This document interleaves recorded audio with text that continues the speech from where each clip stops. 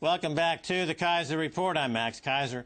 We're nearly 5 years into the global financial crisis. Back in 2007 and 2008, when the crisis began, there were very few voices out there warning about and then explaining the collapse. 5 years into this crisis, let's go to one of them, the man who needs no introduction, Peter Schiff of SchiffRadio.com. Peter, welcome back to the Keiser Report. Thanks for having me on, Max. All right, Peter Schiff, first of all, I want to get into a simple question. What is the exit strategy for these central banks that have taken on hundreds of billions of dollars of bad debt? They have no exit strategy. That's been my point from the very beginning. When the Fed first started talking about an exit strategy back in 2009, I wrote a commentary and I said there was no exit strategy, that the Fed had checked into the Roach Motel of monetary policy, meaning they could get in, but there was no way to get out. Because the Fed is the big buyer in the bond market. They are printing all this money. They're buying bonds. They're buying mortgages. They have trillions now. Their balance sheet is going to grow now by $1 trillion a year.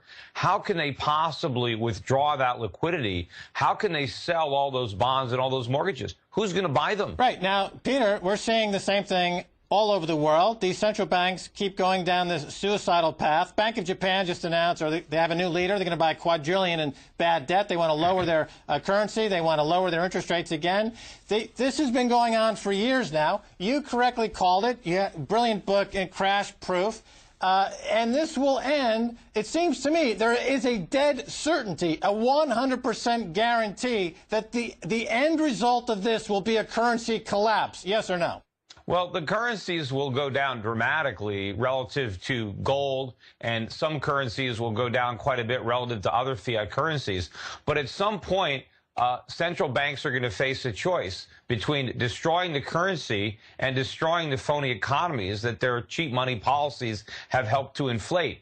But either way, it's going to be extremely painful. Of course, the worst possible outcome is if we destroy the currency, because then we'll have an economic crisis even worse than the one that we're going to get if we save the currency but sacrifice the bubble economies. Okay, so you have this. We can see the end is I don't see how we're going to avoid a currency collapse.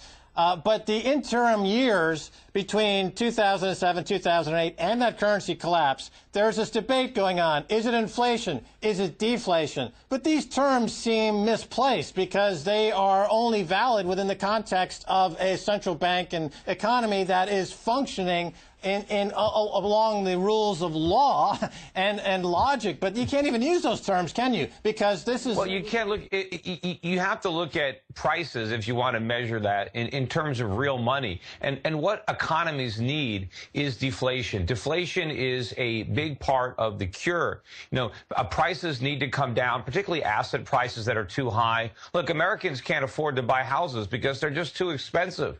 Prices have to come down. The prices have to adjust, but the government won't let it happen. And so they create inflation to fight off the deflationary forces that naturally develop in the economy.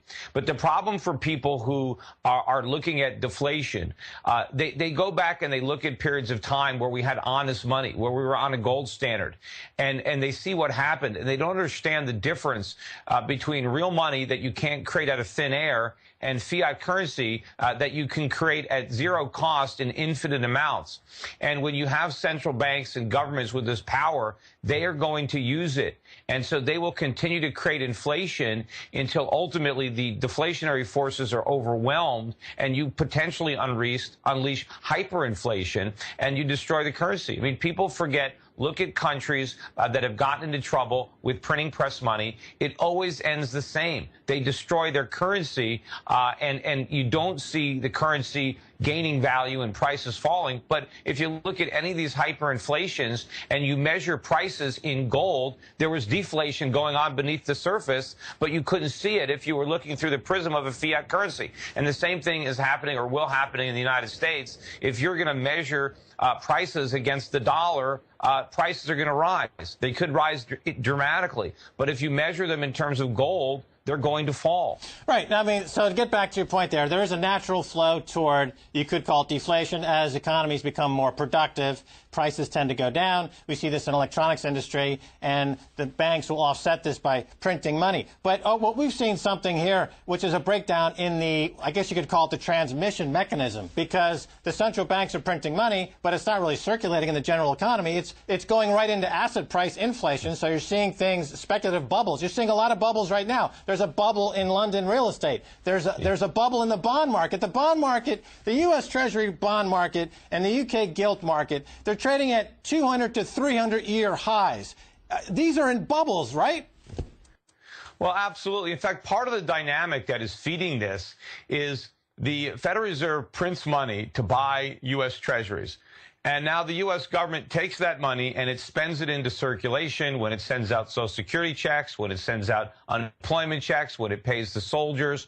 And now everybody takes this money and they go to Walmart and they buy imported products, or they go to the gas station, they buy imported, oil. And now the money flows out. And now China gets it, or Saudi Arabia gets it. And what do they do with it? Do their citizens take that money and spend it on American products? No. They take the money and they buy U.S. Treasuries with it.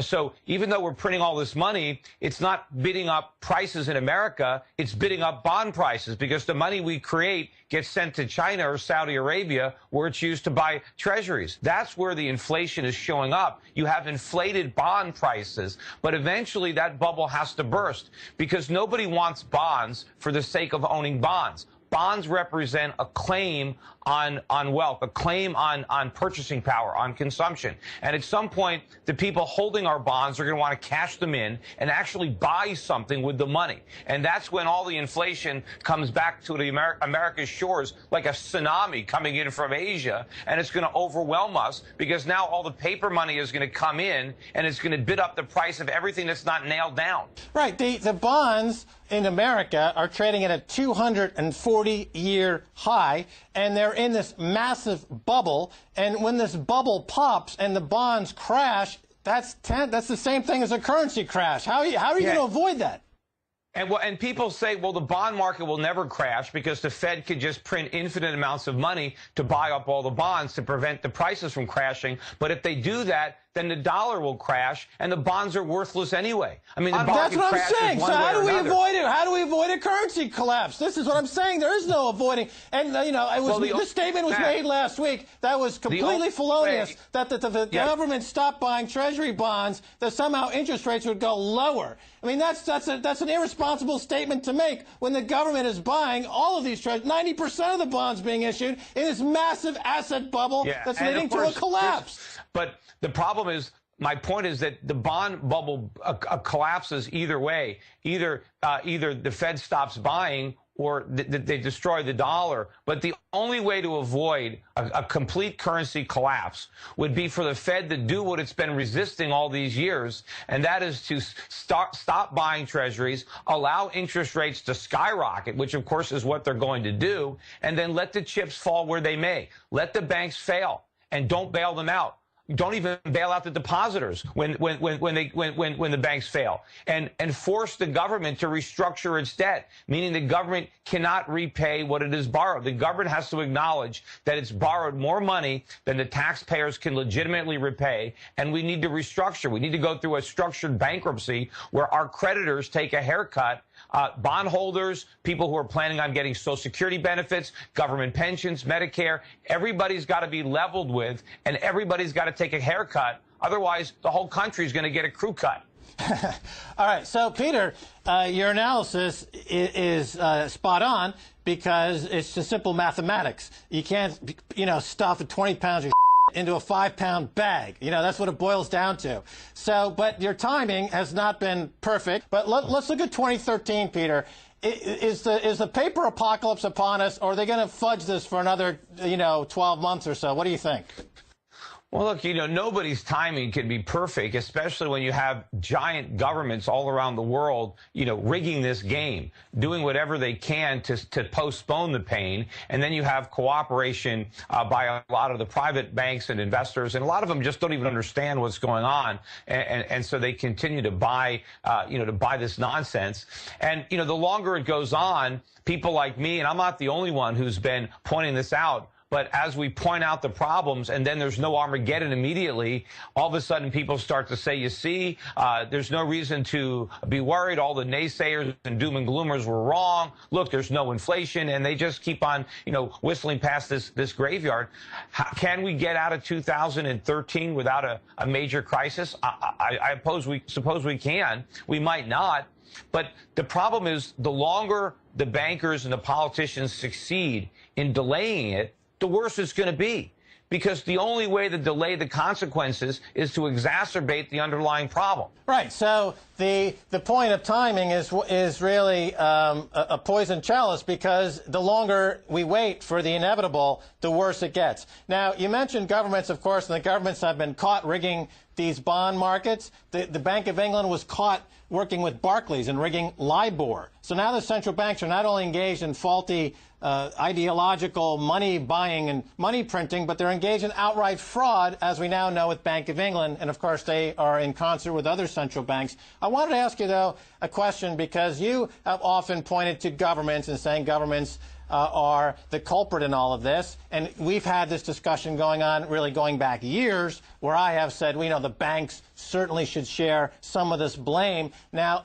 recently, we've had a situation with a bank here in the UK, HSBC, that was caught financing terrorism, laundering money for Mexican drug cartels, and they're involved in the LIBOR scandal with all the other banks. So isn't it about time, Peter Schiff, that we start to look specifically at these individual banks and say they're running a criminal enterprise, that they're very much a part of this problem, Peter?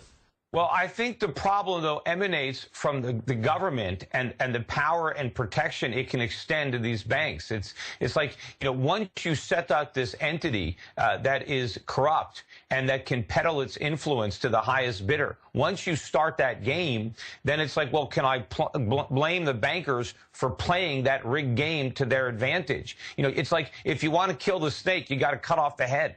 And the head of the snake is the government and the Federal Reserve and their power to create money out of thin air, and the regulations and the taxes that they impose on the economy to benefit their friends and punish everybody else. So it starts at the top. And if we take away the power from government, then the bad banks will fail.